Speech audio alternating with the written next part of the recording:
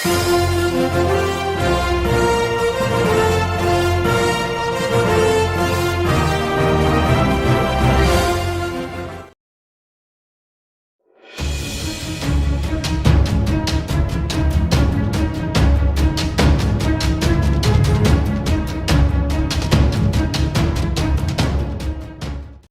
દર્શક મિત્રો, હું છું વૈશાલી આચાર્ય, અભિનેત્રી અને સિને સરિતાના માધ્યમથી આપની સમક્ષ ઉપસ્થિત થઈ છું.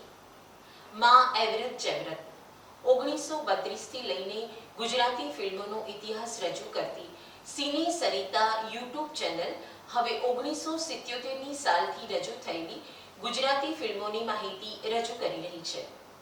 તેમાં આ વખતે કીર્તિ આર્ટ પ્રોડક્શન મુંબઈના બેનર નીચે નિર્માતા રમેશ દવે અને દિગ્દર્શક રવિન્દ્ર દવેની સૂઝબૂછથી માં એવરત જયવ્રત નામની ધાર્મિક ગુજરાતી ફિલ્મનું નિર્માણ થયું હતું.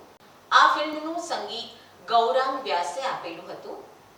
આ ચિત્રના કલાકારોમાં સોહેલ વિરાણી, સ્નેહલતા, સુરેશ રાવલ, મૂળરાજ રાજડા, મંજરી દેસાઈ, રમેશ મહેતા, નલીન દવે, માધવી પંડ્યાએ અભિનય આપેલ હતો.